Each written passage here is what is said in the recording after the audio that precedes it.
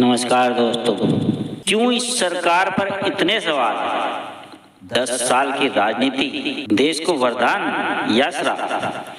पिछले 10 साल में हमें बार बार बताया गया, हमने विकास किया, हमने विश्व गुरु बनाया, हवाई अड्डे, हाईवे, डिजिटल इंडिया, चांद पर तिरंगा, ये सब सच है। लेकिन क्यों इस सरकार के हर कार्य से भ्रष्टाचार की बू आती है? क्यों इसके किसी भी काम और क्वालिटी पर विश्वास नहीं होता?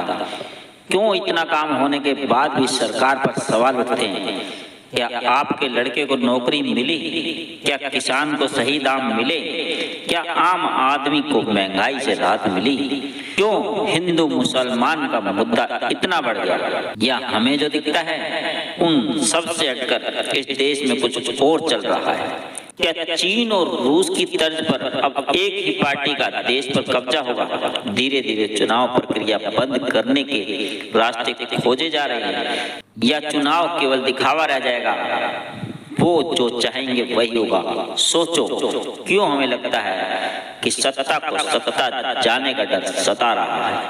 सवाल है, जवाब आप सोचिए। दोस्तों, आज मैं एक ऐसे पर्सन पर बोलने जा रहा हूं जो हमारे लोकतंत्र की आत्मा से जुड़ा हुआ है। यह पर्सन है, क्या भारत भी चीन और रूस जैसी राह पर चल रहा है, जहां चुनाव केवल नाम मात्र के रह गए हैं? सबसे पहले हमें यह जानना होगा कि भारत एक लोकतांत्रिक देश है, जहां संविधान है, जहां चुनाव होते हैं और जनता को वोट देने का अधिकार है। हर कुछ सालों में सत्ता बदलने का मौका आता है। यही हमें चीन और रूस से अलग करता है। लेकिन साथियों, सच्चाई का दूसरा पहलू भी है। आज सत्ता का केंद्रीकरण बढ़ता जा रहा है।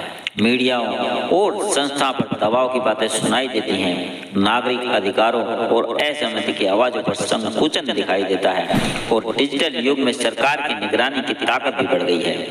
ये सभी संकेत हमें यह सोचने पर मजबूर करते हैं, कहीं हम उस राह पर तो नहीं बढ़ रहे जहां लोकतंत्र केवल कागज पर रह गया है। चीन और रूस में चुनाव होते हैं, लेकिन वहां विपक्ष का कोई असली असर नहीं होता।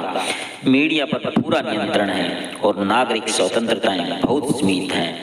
भारत अभी उस स्थिति तक नहीं पहुंचा, लेकिन लोकतंत्र की जड़ें तभी मजबूत रहेंगी जब हम इन्हीं चेतावनियों को समय रहते समझेंगे। इसलिए मेरा मानना है कि हमें दोहरी जिम्मेदारी उठानी होगी। एक ओर हमें अपनी लोकतांत्रिक संस्थाओं को और मजबूत करना होगा और दूसरी ओर हमें जागरूक नागरिक बनकर लोकतंत्र की रक्षा करनी होगी। लोकतंत्र केवल नेताओं से नहीं, बल्कि जनता की सक्रिय भागीदारी से जीवित रहता है।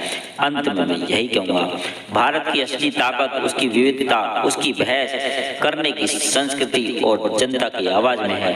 अगर हम इसे बचा कर रख पाए तो हमारा लोकतंत्र चीन और रूस की राह पर नहीं, बल्कि अपनी अनोखी और मजबूत राह पर ही आगे बढ़ेगा। धन्यवाद।